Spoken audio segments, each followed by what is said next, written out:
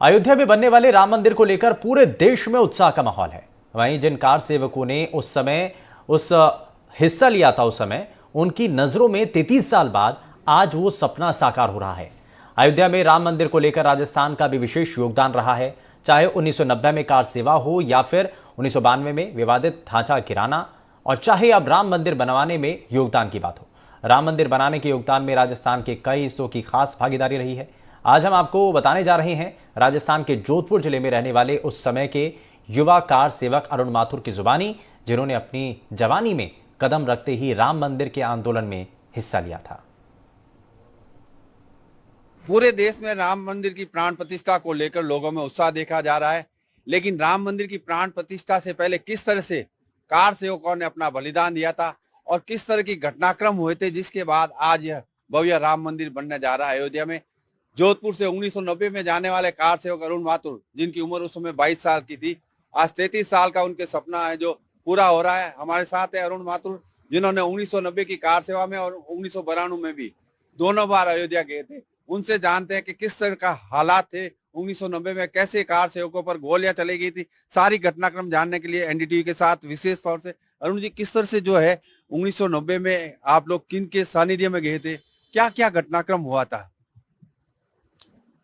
अयोध्या में राम मंदिर निर्माण के लिए कार सेवक का जो प्लेटफॉर्म बनाया गया था, ये 27 और 28 जनवरी 1990 को प्रयागराज में संगम तट पर तैयार हो चुका था। उस समय विश्व हिंदू परिषद के अंतर्राष्ट्रीय अध्यक्ष अशोक जी सिंघल, महंत नृत्य गोपाल दास जी, महंत रामचंद्र दास जी और लाल कृष्ण आडवाणी आदि प्रमुख नेताओं ने तैयार किया था। चूंकि उत्तर प्रदेश के अंदर उस समय विश्वनाथ प्रताप सिंह प्रधानमंत्री थे और उत्तर प्रदेश के मुख्यमंत्री मुलायम सिंह यादव थे। जब कार सेवा का प्लेटफॉर्म तैयार हुआ तो इसकी भनक तब के प्रधानमंत्री विश्वनाथ प्रताप सिंह को लग गई थी। अयोध्या में कोई बवाल खड़ा ना हो जाए, उनकी सरकार खतरे में ना पड़ जाए, इस डर से उन्होंने कार सेवा को स्थगित करने के लिए आग्रह किया विश्व हिंदू परिषद के नेताओं से।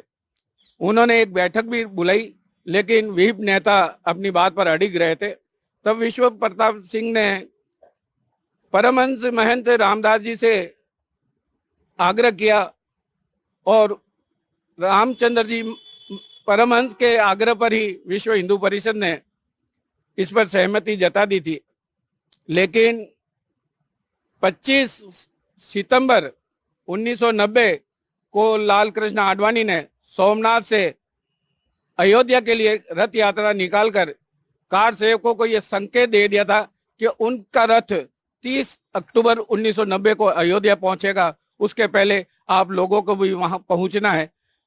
तब जोधपुर से शारदा शरण सिंह जी की अगवानी में हम लोगों ने यहां से अयोध्या की ओर कूच किया। जोधपुर से ट्रेन में सवार होकर हम लोग लखनऊ पहुंचे। लखनऊ से रात्रि विश्राम कर हम दूसरे दिन फैजाबाद पहुंचे। जब फैजाबाद पहुंचे तो हमें ऐसा लगा था कि मुलायम सरकार ने काफी सख्ती बरत रखी है कार सेवकों को पकड़ने के लिए।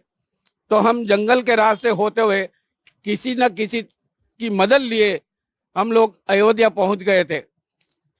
31 अक्टूबर को हम अयोध्या पहुंचे थे। 30 को हमने वहां दिगंबर अखाड़े में रात्रि विश्राम किया था और 1 नवंबर और 2 नवंबर को सरयू तट पर एकत्रित होकर हमने विवादास्पद बावरी ढांचे की ओर जाना शुरू किया।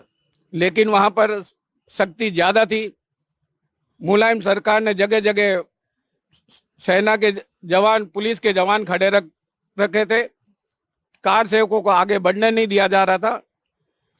ऐसे में कार सेवक उत्तेजित हो गए और उन्होंने सारी बाड़ाबंदी तोड़कर राम मंदिर के अंदर कूच कर लिया था, जिस पर मुलायम सिंह तिलमिला उठे और उन्होंने निहत्थे कार सेवकों पर पुलिस फायरिंग करवा दी, जिसमें सैकड़ों कार सेवकों का बलिदान हुआ। यानी कि कह सकते हैं 33 साल बाद कार सेवकों का सपना पूरा होने जा रहा है। प्रधानमंत्री नरेंद्र मोदी कार सेवकों द्वारा जो दिया गया बलिदान और अब भगवान श्री राम की मूर्ति की प्राण प्रतिष्ठा। कह सकते हैं कार सेवकों के मन में यह है कि वो समय, उस समय का जो मंजर है वो भुलाया नहीं जा सकता, लेकिन प्रधानमंत्री नरेंद्र मोदी द्वारा मूर्ति प्रतिष्ठा जो की जा रही है उससे कार सेवकों का जो बलिदान है वो आज सफल होता दिखाई दे रहा है। एनडीटीवी राजस्थान के लिए अरुण हर्ष, जोधपुर।